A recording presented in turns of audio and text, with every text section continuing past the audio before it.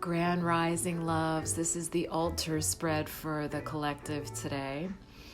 And the sacred geometry that showed up is the seed of life, 33, by the way, if that's a synchronicity for anyone. 33 is the harmonizing of our parts, body, mind, soul. So I love when 33 shows up. It also talks about the aligning of the Father, Son, Holy Spirit, for those of you who are more religious, but also know that that's a number of protection. So the seed of life is the six-petaled flower, which talks about creation, but it also brings the message of moving out of that center space, that center circle, which is the place of comfort for many of you. It's where you feel at home and safe, your little shell. And the seed of life calls you to come out of that comfort zone, because that's the only place where change and creation can really happen. Creation doesn't happen in your little box. Creation happens outside of that. So it's calling you to move out of that space, the seed of life, to come into creation. And so Jaguar showed up, and Jaguar medicine always shows up for me, and I believe it's even shown up in spreads before, and we've talked about that, how Jaguar is at the top of the food chain. It's never prey. And so not only is she confident and fierce, but she's very deliberate. She doesn't ever expend energy where it's not deserved. So she also forges her own path. She doesn't ever take the common path of everyone else. She's very deliberate. She knows what she's going to do, and she only expends energy in that space and time. And she forges her own path. So she comes out of that comfort zone, and she does that fearlessly. And she does it with confidence and with a deliberateness that is so focused.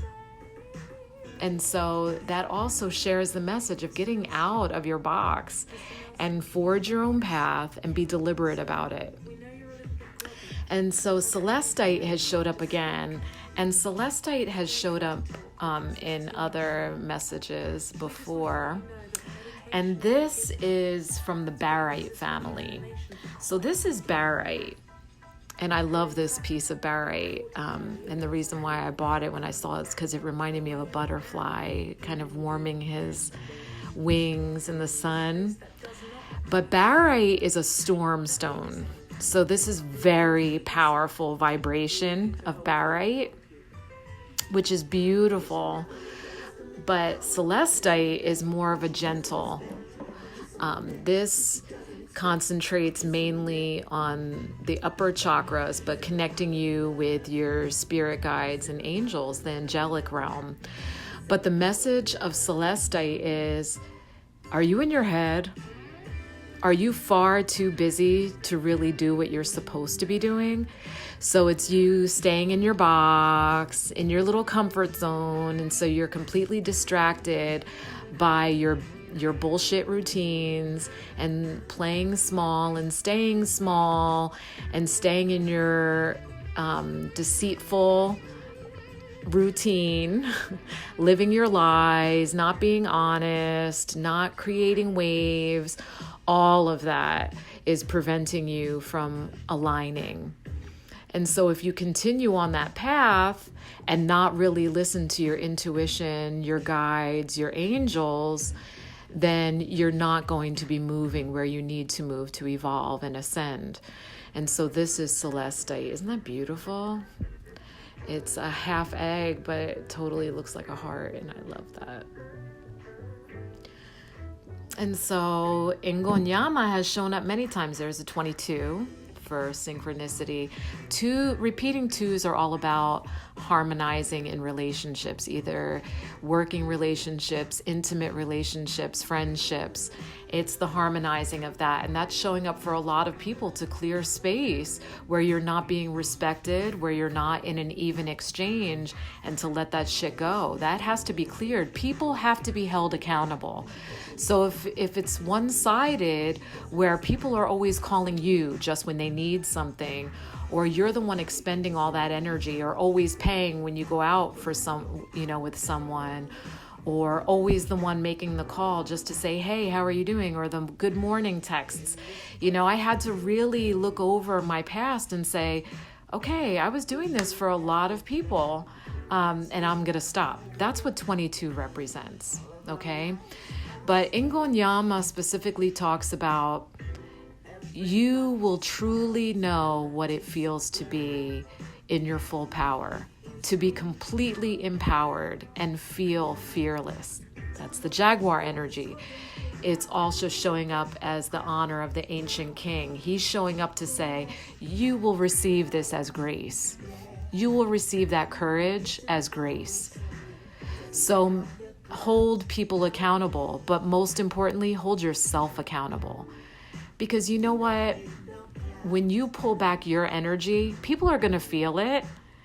And people who become angry when you set those boundaries, those are the ones who benefited by you having no boundaries. And that's just the simple truth. So when you pull back your energy and you feel those people grasping for that lifeline, be very aware of that. Instead of people who actually reach out to you and say, hey, I miss you. Let's do this. And then actually make an effort to really correct that exchange. To say, you know what, you're right. I was kind of abusing your energy and I want to right this wrong. Instead, they become passive aggressive, cranky. And that's the kind of energy that needs to be completely taken out of your space, because it's dense and it really weighs you down. So Ingon Yama shows up with the grace of courage, that you will truly know what it is to be empowered. And so this is the common pulse, and I love this. Get out of your comfort zone and claim your birthright. Be powerful. Be fearless.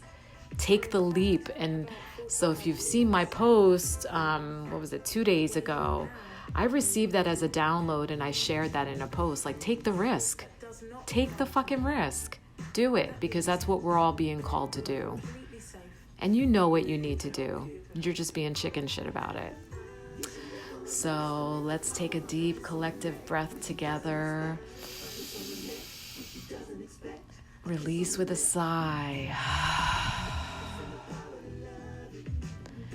And feel your own responsibility in that. Feel your own power in that, to correct the wrongs and make right the chaos. And I'm just going to show you something because this is adorable, this puppy love.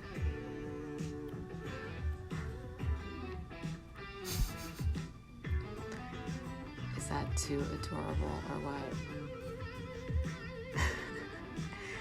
So I love you. I'm sorry. Please forgive me.